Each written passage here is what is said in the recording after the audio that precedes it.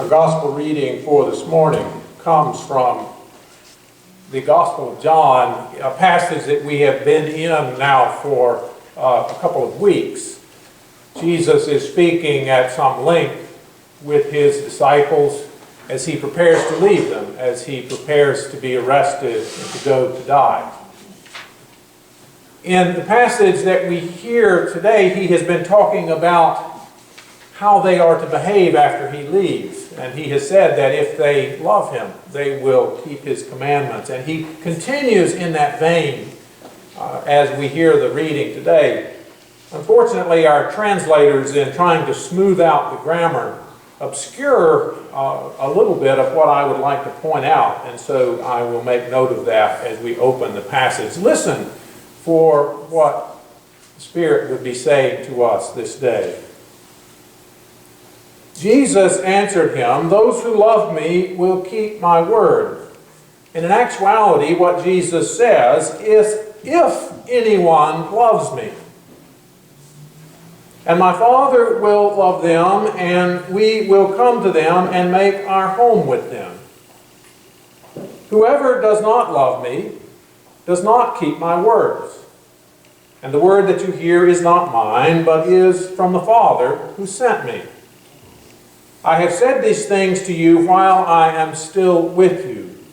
But the Advocate, the Holy Spirit, whom the Father will send in my name, will teach you everything and remind you of all that I have said to you. Peace I leave with you, my peace I give to you. I do not give to you as the world gives. Do not let your hearts be troubled, and do not let them be afraid. You heard me say to you, I am going away, and I am coming to you. If you loved me, you would rejoice that I am going to the Father, because the Father is greater than I.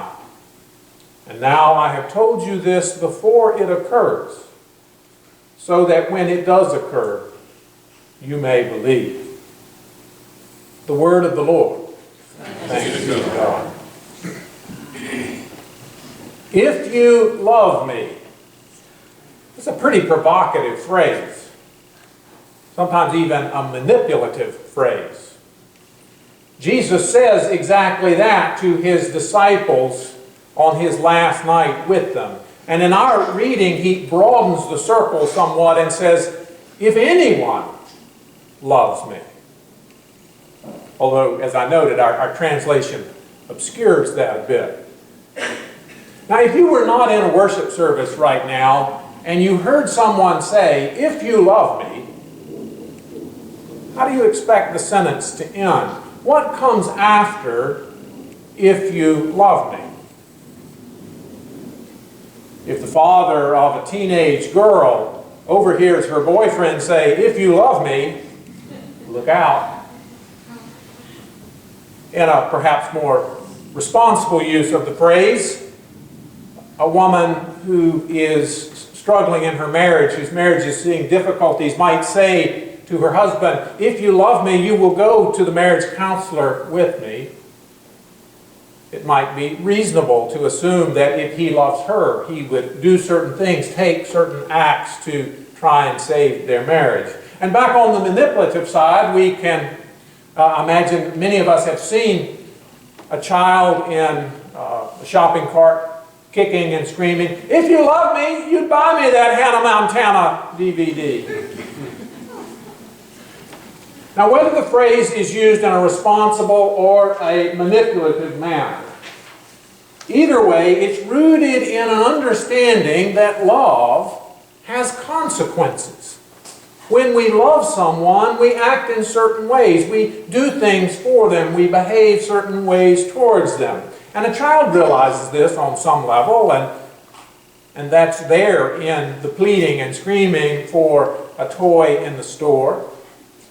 But of course, her mother understands this on a more mature adult level, and so she doesn't give the child everything the child wants, but she does provide for and care for that child. And if you're anything like me, you have a few regrets associated with that immature, childish version of if you love me.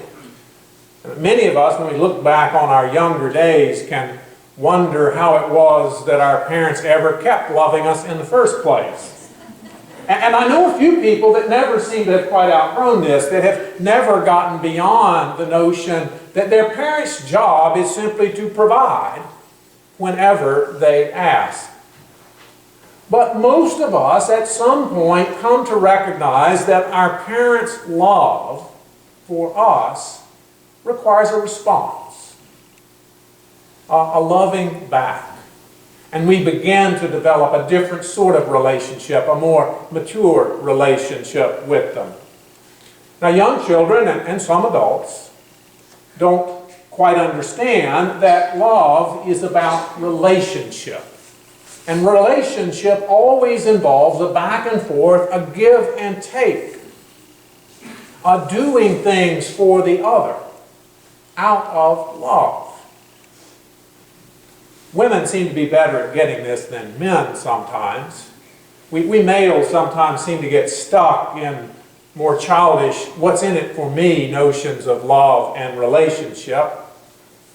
Perhaps that's why women and mothers are more associated with loving and with caring. Perhaps that's why an appropriate Mother's Day gift is flowers, while we fathers only rate a tie. Now, in John's Gospel, God's love is all about this give and take of relationship. God's love is so big. God so loves the world that God sends Jesus for our sakes. God's love takes on tangible, concrete form. Jesus gathers followers around him, and not unlike a mother, he nurtures them, he cares for them, he protects them, he teaches them, and he demonstrates to them what full and abundant life really looks like.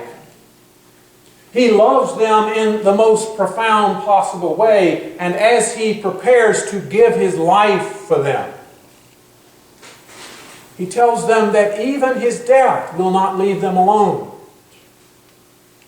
By the Holy Spirit, he will continue to be present to them, teaching, guiding, and strengthening them. But then comes the flip side, the reverse, the response side, the if you love me side. If you love me, you will keep my commandments, Jesus says to his disciples that night.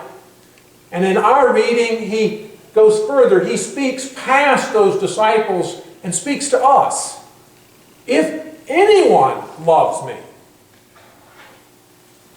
he will keep my word. If anyone loves me, she will do all that I have commanded. If anyone loves me, he will bear much fruit. If anyone loves me, he will continue to do my works. Now, speaking of works, we Protestants have issues with exactly how works fit into our faith. Going all the way back to Martin Luther, we have said that our standing before God is not a matter of our works, but of our faith. We don't earn our way to salvation, we receive it as a gift. The theological term is justification by grace through faith. But all of this focus on God's grace and on our faith has sometimes led to some misunderstandings. One of these misunderstandings replaces the commandments, doing good works, with faith. In essence, faith becomes the thing we do in order to get God to love us, which of course simply makes faith a different sort of work. And in a related misunderstanding, we sometimes narrowly define faith simply to mean belief, which usually turns out to mean accepting certain facts and certain formulas. And faith becomes an almost entirely head thing, not a doing thing.